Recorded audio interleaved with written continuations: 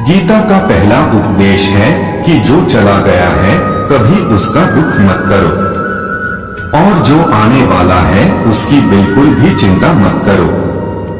जब महाभारत का युद्ध चल रहा था तब अर्जुन ने श्री कृष्ण से कहा कि अगर युद्ध हुआ तो करोड़ों लोग मारे जाएंगे। जो सैनिक और योद्धा उस युद्ध में मारे जाएंगे उनकी स्त्रियों का क्या होगा, समाज कैसे आगे बढ़ेगा। और भी बहुत सी बातें अर्जुन ने विस्तार से कही हैं। इस पर श्री कृष्ण बोले, हे अर्जुन, तू बड़ी बड़ी ज्ञानियों जैसी बातें करता है, लेकिन जो सच में ज्ञानी होता है वह लोग जो मर चुके हैं, जा चुके हैं या एक दिन जाने वाले हैं उनकी चिंता नहीं करता है, उनका दुख नहीं करता है। तेरे हाथ में कुछ नहीं है, तू चाह कर भी कुछ कंट्रोल नहीं कर सकता है। जीवन और मरण प्रकृति की नियति है, इसीलिए जो ज्ञानी होता है वह किसी के मरने पर भी रोता नहीं। ज्ञानी जन ना ही बीते हुए कल का शोक करते हैं और ना ही आने वाले कल की चिंता करते हैं। इसीलिए जो होने वाला है वह होकर ही रहता है और जो नहीं होने वाला है वो कभी नहीं होगा।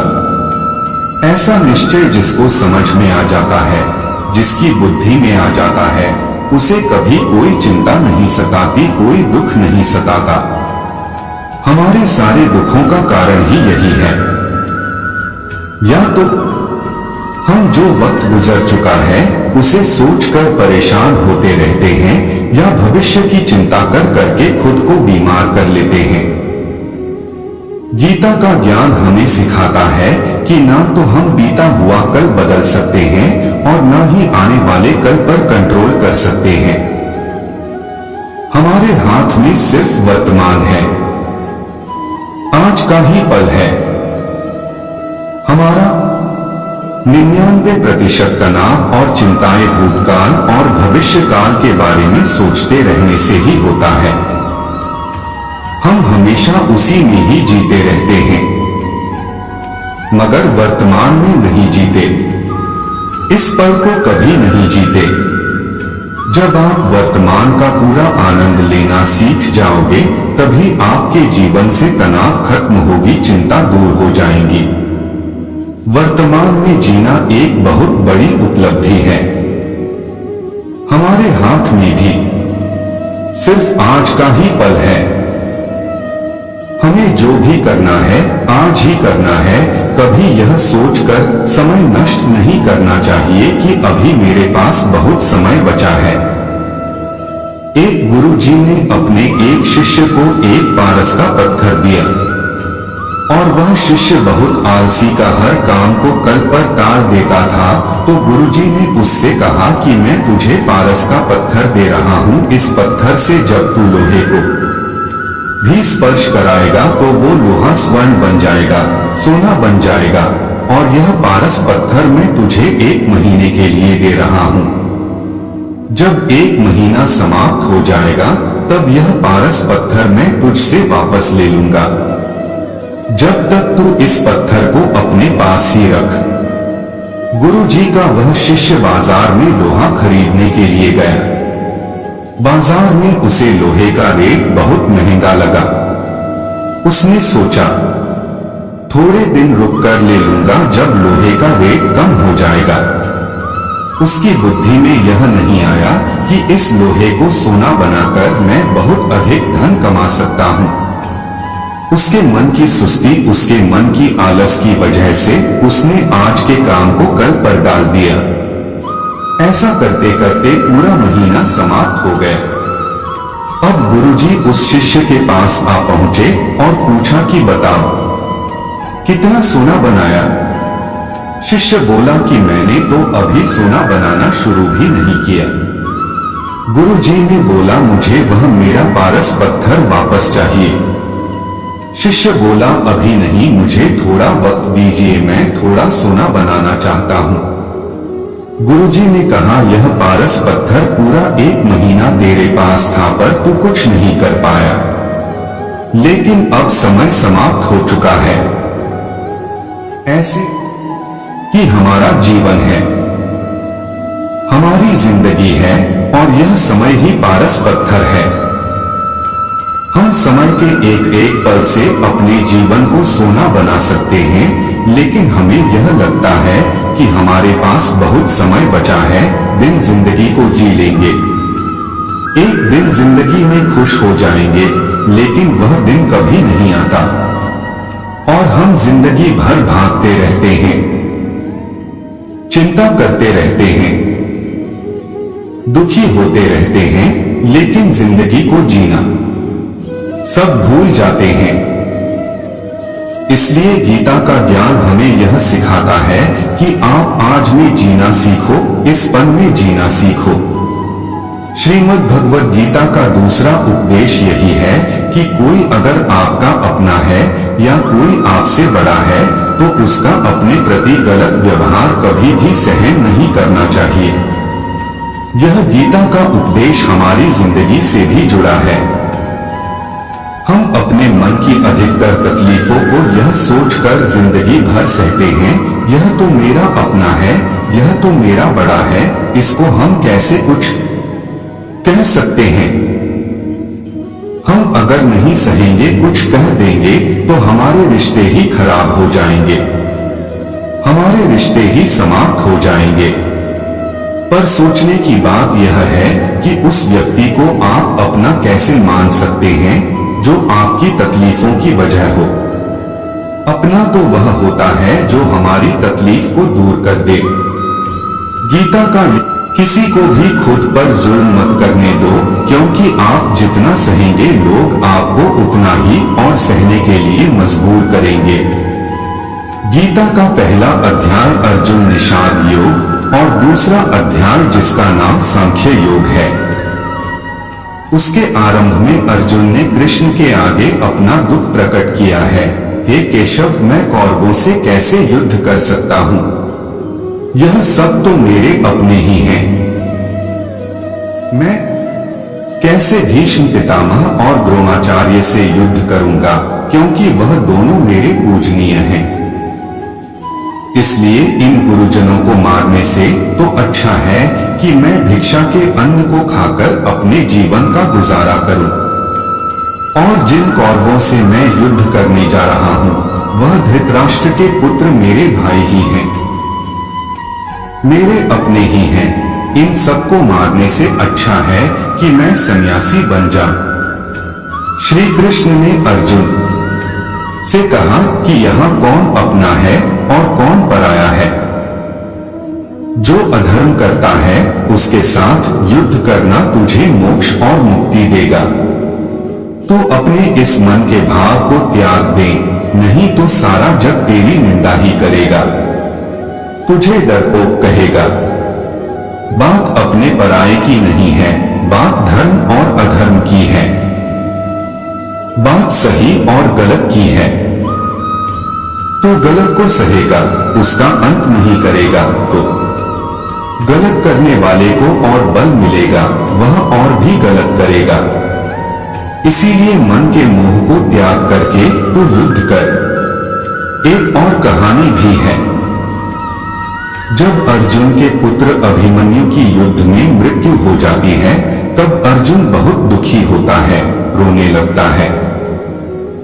वो श्री कृष्ण से कहने लगा, मेरा पुत्र मर गया है, मैं यह दुख बिल्कुल भी सहन नहीं कर सकता, मैं अपने आप को समाप्त कर लूंगा।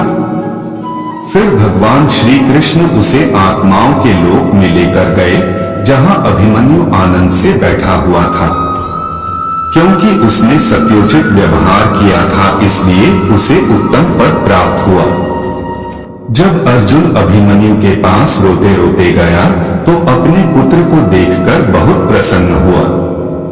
उसे गले से लगाकर कहा, हे पुत्र, तेरे बिना तो मैं जी ही नहीं सकता। मैंने तो अपने जीवन की आशा का ही त्याग कर दिया है। तो अभिमन्यु कहने लगा कि आप कौन हैं? अर्जुन बोला, मैं तेरा पिता हूं, तू मेरा पुत्र है। अभिमन्यु कहने लगा कि कौन पिता, कौन और पुत्र मेरे हजारों जन्म हुए। किसी जन्म में आप मेरे पिता बनते हैं और किसी जन्म में मैं आपका पिता बनता हूँ। आत्मा का न कोई माता होता है न कोई पिता होता है। जब अर्जुन ने देखा कि मेरा पुत्र मुझे पहचान ही नहीं रहा तो उसका सारा मोह खत्म हो गया। इसलिए गीता के इस उपदेश को ठीक से समझ लो कि यहाँ कोई अपना पराया नहीं है। जो बुरे वक्त में, तकलीफ के वक्त में साथ दे सिर्फ वही हमारा अपना है, बाकी सब पराये हैं।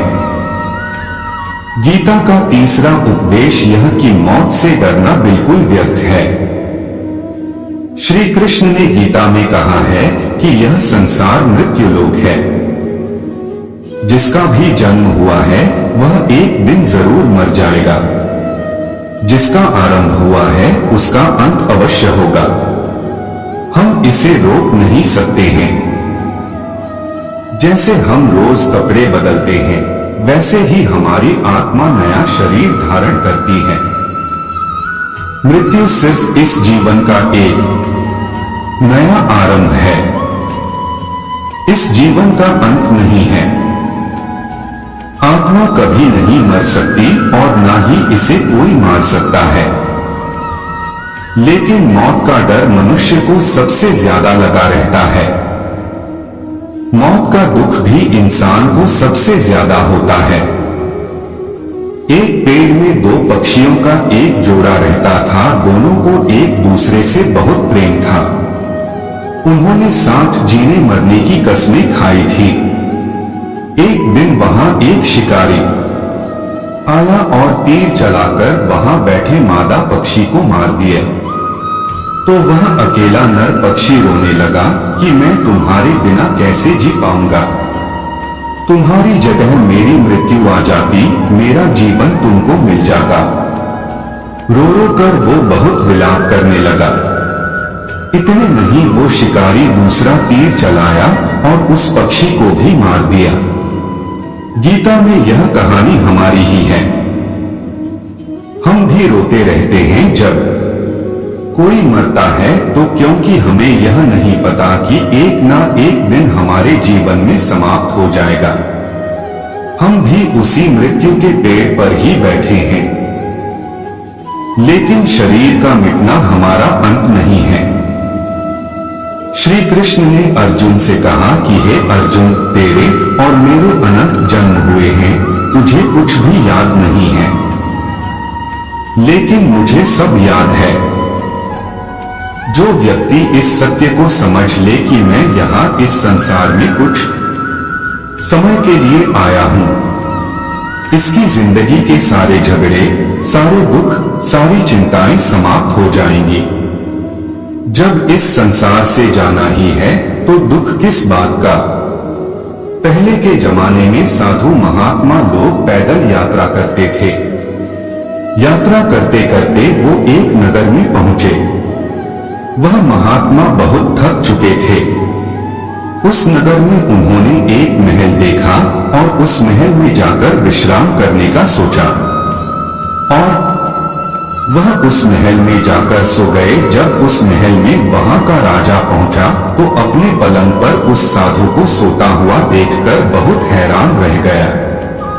राजा उस महात्मा से पूछने लगा कि तुम मेरे महल में कैसे घुस आए और मेरे बिस्तर पर सो रहे हो।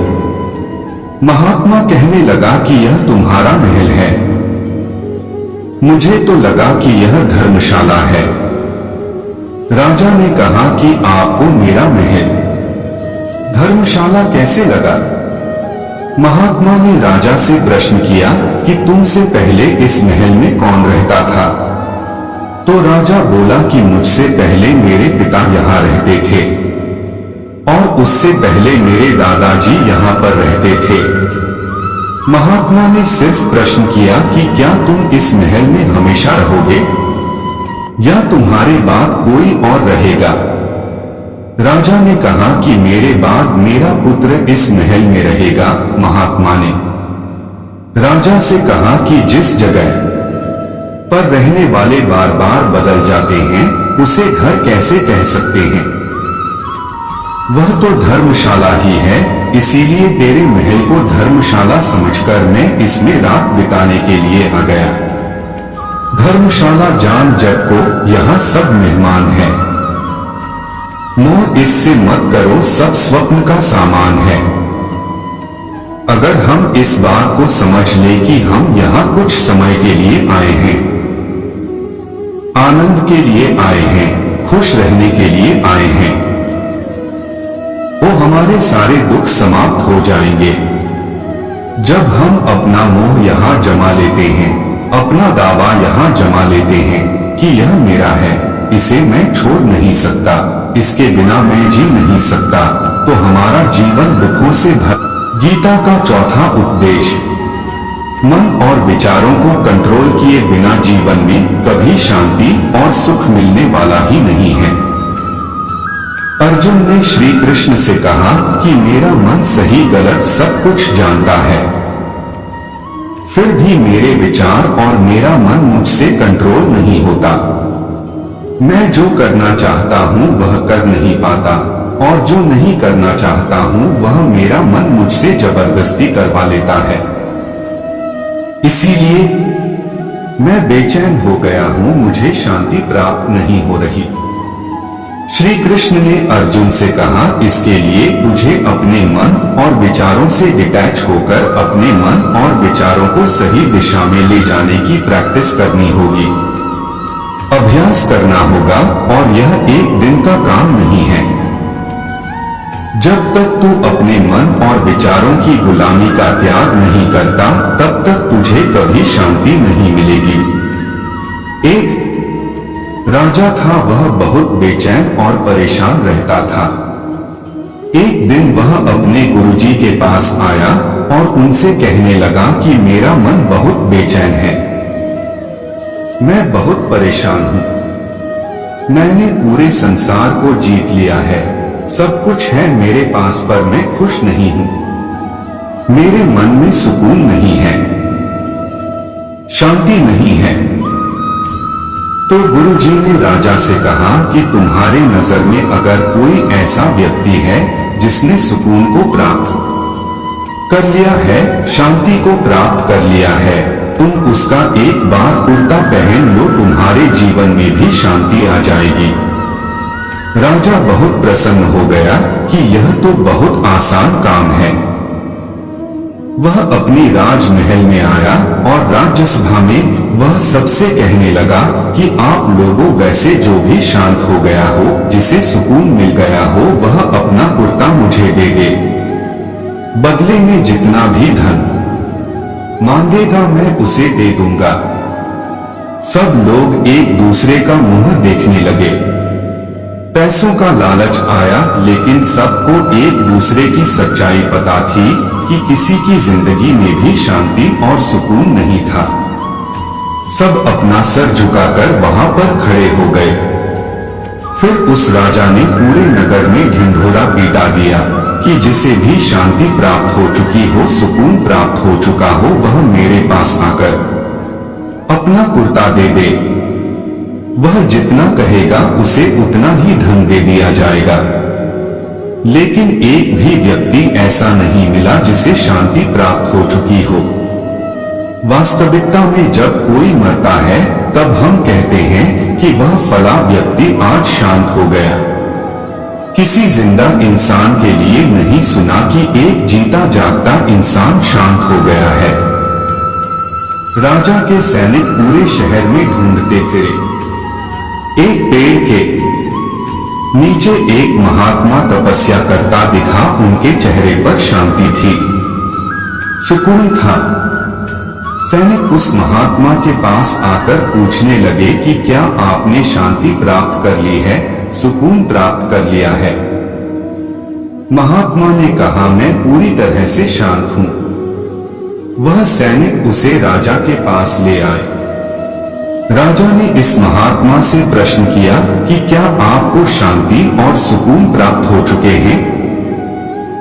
वह महात्मा कहने लगे, महाराज मैं पूरी तरह से शांत हूं, मुझे कोई चिंता नहीं, किसी चीज की लालच नहीं, मुझे कोई इच्छा नहीं है।